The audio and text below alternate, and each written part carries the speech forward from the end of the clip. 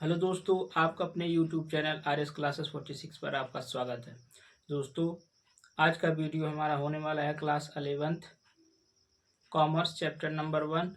Topic name है पुस्तपालन एवं लेखांकन में अंतर, यानी different between book keeping and accounting. तो हाँ दोस्तों, ये वीडियो हमारा आज का होने वाला है पुस्तपालन एवं लेखांकन में अंतर की। पहला अंतर है, इधर देखिए एक पुस्तपालन है यानी बुक कीपिंग है, और इधर लेखांकन यानी कि अकाउंटिंग है हमारा। पहला पॉइंट हमारा, पुस्तपालन का उद्देश्य समस्त व्यापारिक सौदों का उचित ढंग से पुस्तकों में लिखना होता है। पुस्तपालन में क्या होता है, जो भी हमारे पास सौदे होते हैं उनको हम निश्चित रूप से एक निश्चित पुस्तक में लिखते हैं, जिसे हम व्यापारिक सौदों को उसमें लेखा किया जाता है। इधर है लेखांकन में पहला पॉइंट, लेखांकन का उद्देश्य पुस्तकों में लिखे गए सौदों का विश्लेषण करना होता है। यानी पुस्तपालन में जिन सौदों का लेखा किया जाता है उनका लेखांकन में विश्लेषण किया जाता है, ताकि हम ये जान सके कि ये सौदा बेसिक रूप से किस तरह का हुआ, चाहे वो नगद हो, चाहे उधार हो, चाहे खरीदा गया हो या बेचा गया हो, इसके बारे में लेखांकन विश्लेषण करता है। अगला टॉपिक है दूसरा पॉइंट, इनमें व्यापारिक सौदों को प्रारंभिक पुस्तकों में लिखा जाता है। यानी जब पुस्तपालन का प्रयोग किया जाता है तो इनमें क्या किया जाता है कि इनमें व्यापारिक सौदे, जो भी व्यापारिक सौदे होते हैं, चाहे वो नगद हो चाहे उधार हो, उनका प्रारंभिक पुस्तकों में लिखा जाता है। प्रारंभिक पुस्तक का मतलब होता है जर्नल, जिसको हम पंजी भी कहते हैं। उसमें विधिवत रूप से लिखा जाता है। और लेखांकन क्या होता है, इसमें प्रारंभिक पुस्तकों में लिखे गए सौदों की जांच की जाती है। यानी व्यापारिक सौदों को जब प्रारंभिक पुस्तकों में लिख लिया जाता है तो उन्हें जांच किया जाता है कि जो पुस्तकें सौदे लिखे गए हैं पुस्तकों में, वे प्रारंभिक रूप से सही हैं या नहीं हैं। तो इनकी जांच हम किस में करते हैं, लेखांकन में करते हैं। अगला पॉइंट तीसरा है, पुस्तपालन का कार्य सरल होता है। जी हाँ दोस्तों, अब बात करें पुस्तपालन की, तो पुस्तपालन को करने के लिए विशेष योग्यता की जरूरत नहीं होती है, क्योंकि जो योग्यता हमारी होती है वो एक साधारण योग्यता होती है इसमें। तो साधारण योग्यता वाला व्यक्ति ही पुस्तपालन का काम सरल रूप से कर सकता है। लेकिन लेखांकन की बात करें तो लेखांकन का कार्य कठिन समझा जाता है, इसलिए इसमें विशेष योग्यता की जरूरत होती है। क्योंकि अगर योग्यता नहीं है तो आप लेखांकन कार्य सही ढंग से नहीं कर सकते हैं। यदि लेखांकन कार्य सही ढंग से नहीं होगा तो हमारा जो व्यवसाय से जो सूचना हमें मिलनी होती है वो सही रूप से नहीं मिल पाती हैं। चौथा है, पुस्तपालन का कार्य अंतिम खाते बनाना नहीं होता है। जी हाँ दोस्तों, हम बता दें आपको, पुस्तपालन का कार्य अंतिम खाते बनाना नहीं होता। क्यों?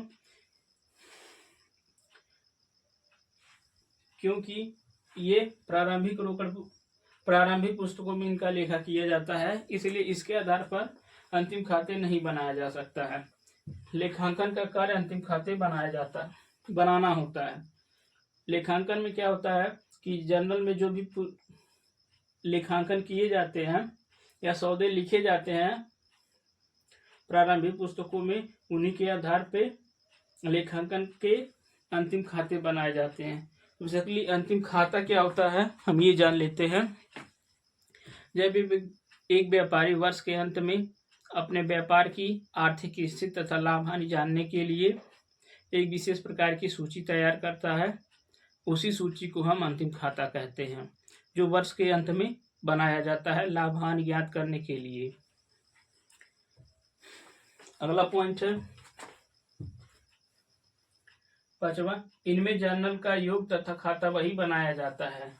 इसमें क्या किया जाता है, प्रारंभिक लेखन पुस्तकों का जर्नल किया जाता है, जर्नल से उनका योग और खाता बही बनाया जाता है। खाता बही में हमें खातों की शेष का पता चलता है। और लेखांकन में क्या होता है, इसमें जर्नल तथा खाता बही की जांच की जाती है। इसमें क्या किया जाता है, जो भी जर्नल का योग तथा खाता बही बनाया जाता है वो जांचा जाता है कि वो सही रूप से सही है या नहीं। यदि सही नहीं है तो उनको ठुकरा दिया जाता है, यानी कि उनको गलत कर दिया जाता है। अगला पॉइंट 6वां है, पुस्त पालन लेखांकन के लिए उत्तरदायी नहीं होता है, क्योंकि ये बहुत ही सरल प्रकृति का होता है, इसलिए उत्तरदायी नहीं होता। क्योंकि पुस्त पालन का कार्य में लेखांकन के कार्य को सम्मिलित नहीं किया जाता। क्यों? क्योंकि पुस्त पालन का कार्य जो होता है वो बहुत संक्षिप्त होता है, जबकि पुस्त पालन कार्य के लिए इसे लेखांकन को उत्तरदायी ठहराया जाता है। क्योंकि पुस्त पालन का कार्य छोटा होता है, लेकिन लेखांकन के कार्य बहुत विस्तृत होने के कारण क्या होता है कि इसके लिए उत्तरदायी होता है। क्यों होता है उत्तरदायी? क्योंकि पुस्त पालन में जो काम किए जाते हैं वो लेखांकन में उनकी जांच की जाती है, इसलिए क्या होते हैं, वे उत्तरदायी होते हैं। 7वां, इसका क्षेत्र संकुचित होता है। संकुचित का मतलब होता है कि इसका जो क्षेत्र होगा बहुत थोड़े में ही होगा, इसलिए इसको संकुचित माना जाता है।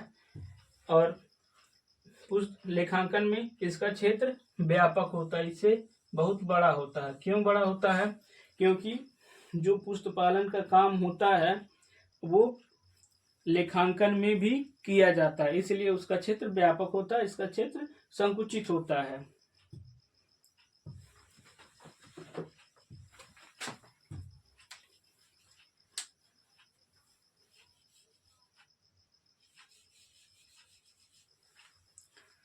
अगला पॉइंट है, इसके लिए विशेष ज्ञान की जरूरत नहीं होती है।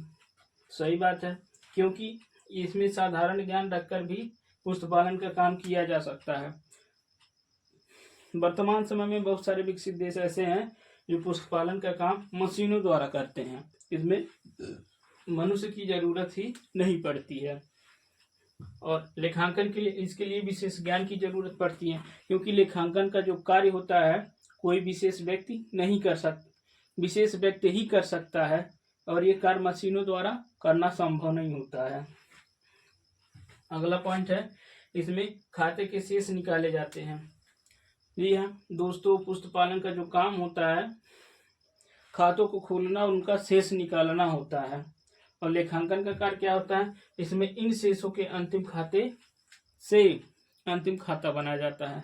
दोस्तों, जो पुस्त पालन में शेष निकाला जाता है उन्हीं को आधार मानकर इस लेखांकन में उन्हीं शेषों से अंतिम खाता बनाया जाता है। अंतिम खाता हमारा व्यवसाय के अंत में बनता है, जिससे हमें यह प्राप्त हो सके कि सूचनाएं जो है मिल सके कि हमारे व्यापार में लाभ हुआ है या हानि हुआ है।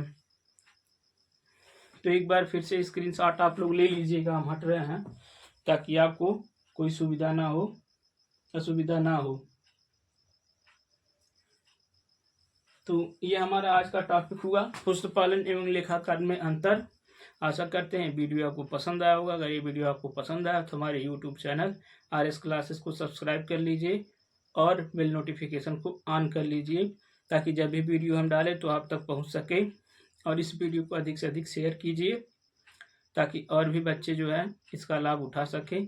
और हाँ, वीडियो को लाइक जरूर कर देना, क्योंकि लाइक का कोई पैसा नहीं लगता है। धन्यवाद।